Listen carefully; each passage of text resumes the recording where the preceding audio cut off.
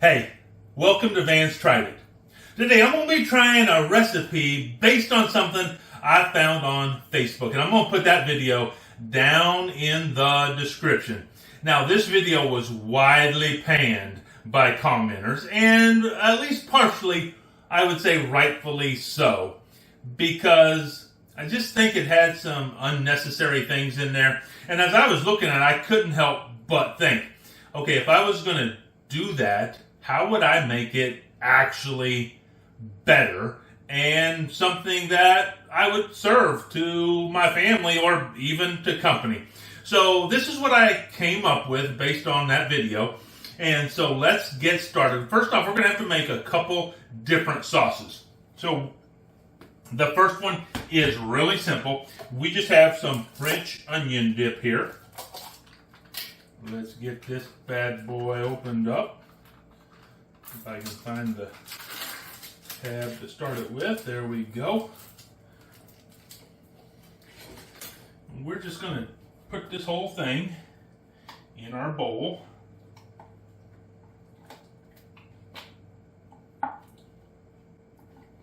Just like that. And then I have here 1 cup of salsa. Now this is my own homemade salsa, but you can use whatever your favorite salsa is, whether that's Pace or Great Value or your own homemade sauce. But here's the thing, depending on where you live, you're going to have either a few choices at the store or a whole bunch of choices at the store. So what I've found is the farther north you go, the less choices you have for salsa. You get down into Texas, and it seems like there's a whole aisle of salsa choices. And the farther north you go, it's slim pickings. So you just pick whatever your favorite salsa is and just combine them together. Super simple. There is our first sauce. So we're going to set that off to the side. And now we're going to make our second sauce. We're going to turn this on to medium-low. And we're going to start with 2 tablespoons of butter. Now basically what we're going to be doing here is we're going to be making a roux. So what does that mean? Well, basically it means that we're going to be taking 2 tablespoons of butter and 2 tablespoons of flour and mixing them together and cooking them up in here. So I'll get back to you when this butter is done melting. Okay, our butter is melted. We're going to add to that 2 tablespoons of flour. And we're just going to get this mixed up together. And what we're looking for here is we're looking for this all to incorporate together. And we just want to cook it enough that it starts to brown up just a little bit.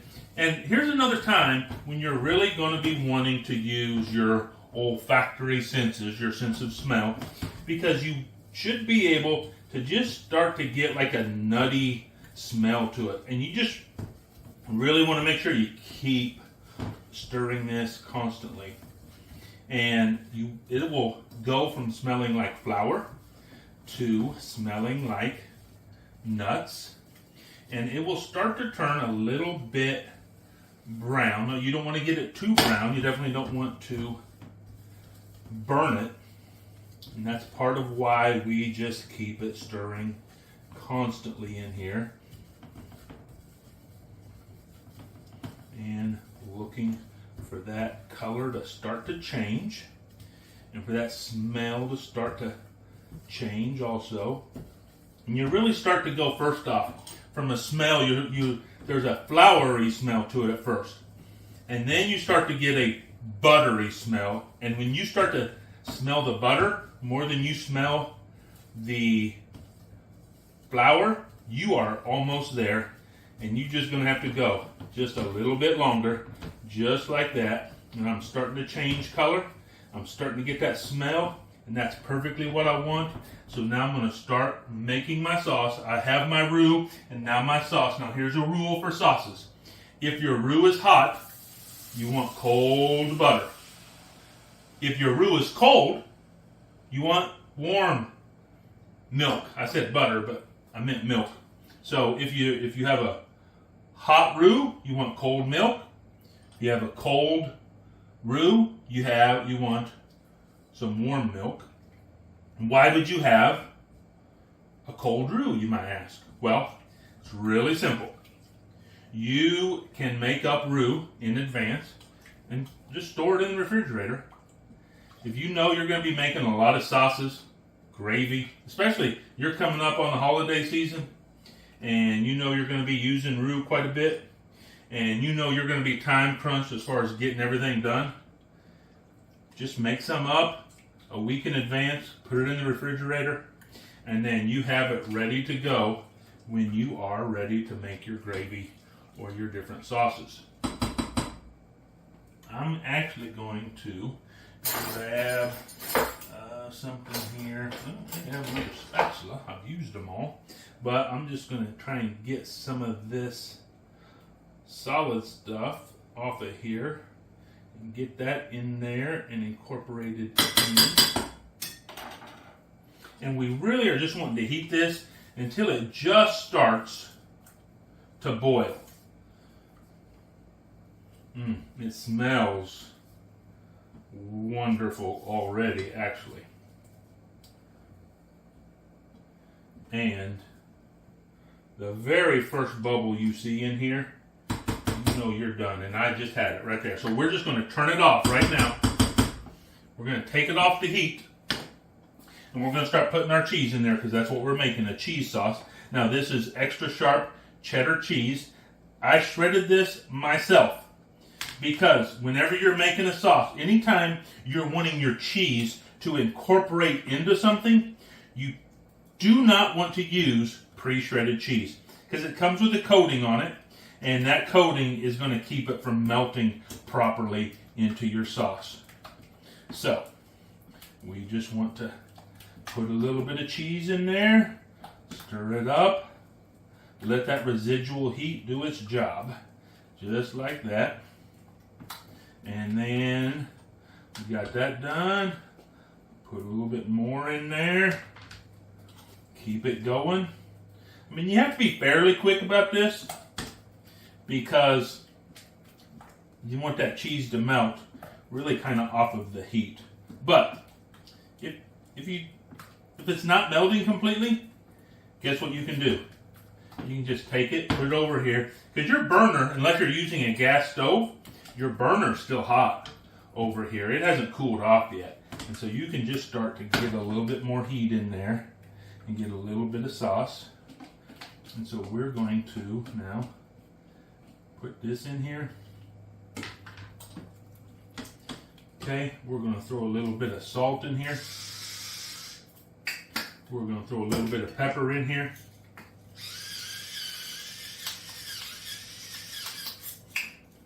And we're going to, this is Kinder's Fajita blend. We're just going to put a little bit of this in here. Just give it some flavor. And now we're going to get this all combined in here super well together. And I'm going to put it back in there just to make sure our final little pieces of cheese get melted in there. Let's get some of this goodness off of our spatula and into the cheese sauce.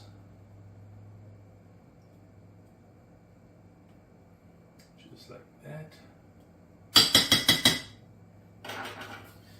Just get it going.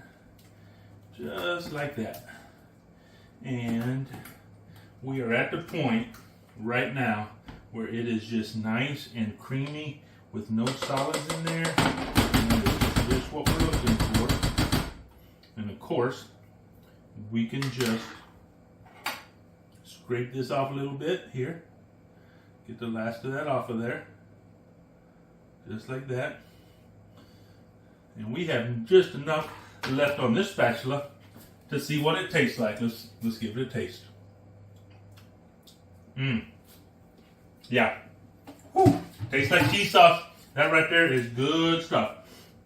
Okay, so we have our sauces made. Now we're going to put our casserole together. The first thing we're going to do is we're going to start off with this first sauce we made, and we're just going to take a little bit of it. I'm probably going to move to a different spoon, but this is plenty big enough for what I'm doing, because I'm just wanting to put a super light coating on the bottom here of this cream cheese, not cream cheese, but sour cream sauce right here. Get rid of that spoon now. Now, I have taken some tortillas. I use small tortillas. You can use whatever size you want, because the beauty of it is we went ahead and we cut these up into quarters so we could layer them in here and get a good coverage on this. And so this is about 3 small tortillas. If you're using bigger tortillas, maybe you don't need as much. Depends on what kind of coverage you want. But as you can see, I just am covering that. It doesn't have to be completely covered. I just want to kind of get a little bit of a covering on there. And now I'm going to take 1/3 of my meat, approximately. This is just ground beef that I have gone ahead and browned up, and I went ahead and seasoned it, and we're just going to spread this in here. Make sure you get some out on the edges, just like that.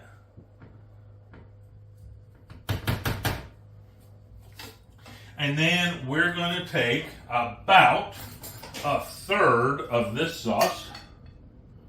Let's see what we got here. We'll say maybe a touch more. That's about 1/3. And once again, we just spread it out here. Let's get some good coverage on here.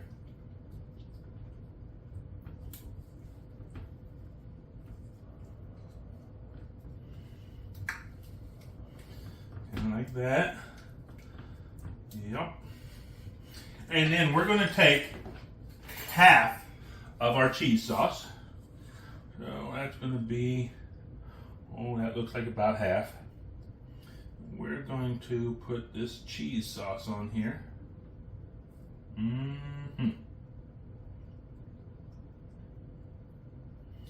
There we go. Just like that. And then we're going to take another layer of our tortillas and put on here. Just like this. Again, same thing as we just did. I'm just trying to get a nice layer of tortilla. Another 1/3 of our meat. So see if we can do a better job of spreading it out as we put it on here. Just like that. Another 1/3 of this sauce here.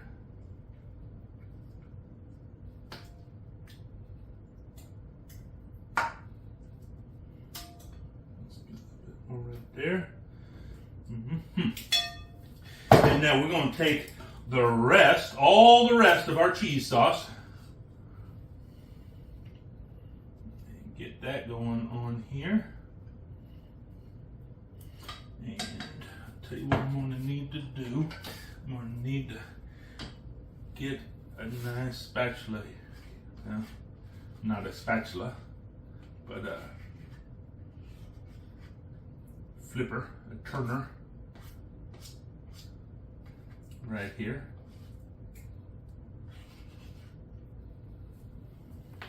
And we're going to just scrape as much of this out of here as we can.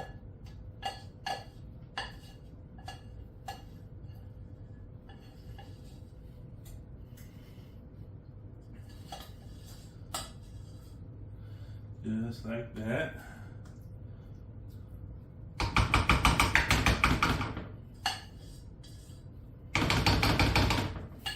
Put that over there. Okay. And And now we're going to take our final layer of tortillas.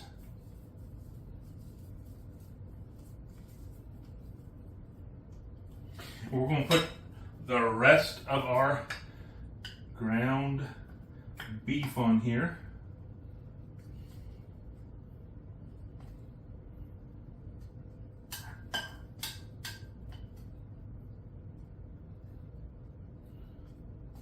Just like that. We're going to put the rest of this little sauce on here.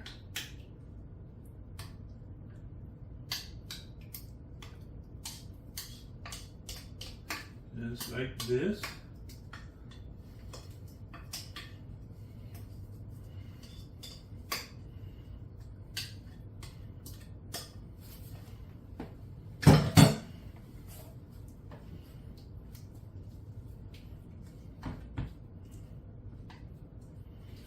Get it really good spread around here.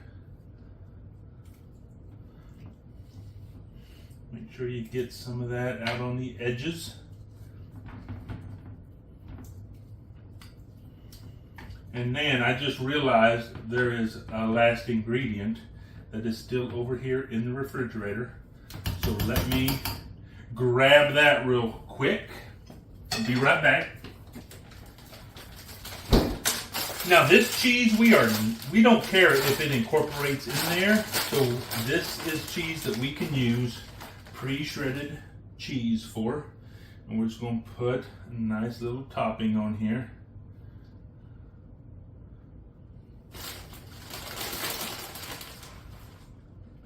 Just put as much or as little of this cheese on there as you want. I like a lot of cheese, so I put quite a bit of cheese on there. Oh, that's probably about 2 cups or so.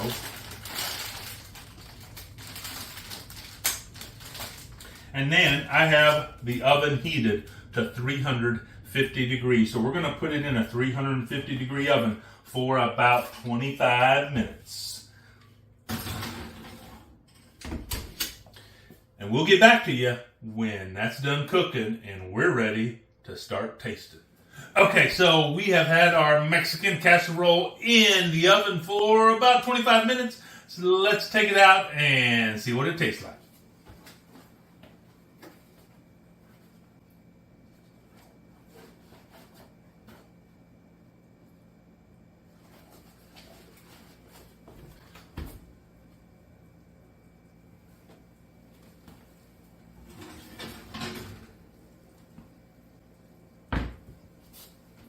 Oh, look at that. That looks delicious. It smells delicious. But what we really want to know is, what does it taste like?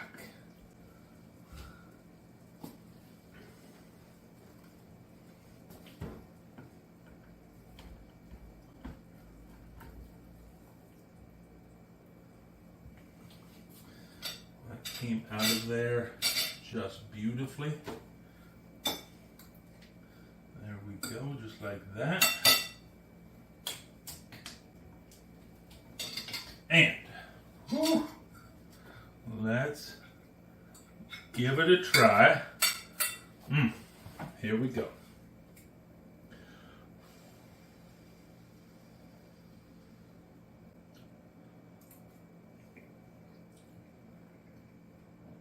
Oh, wow. Yeah, I mean, this is so good. Now, look, what would I do to top this off? I'd probably put some lettuce and some tomato on here.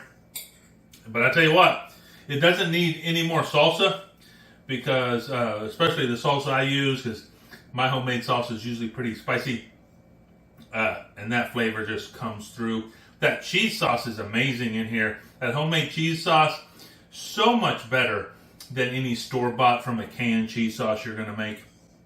And everything just comes together just so beautifully in this. Look, here's what I'd love for you all to do. I would love you to go watch the video that I link down in the description.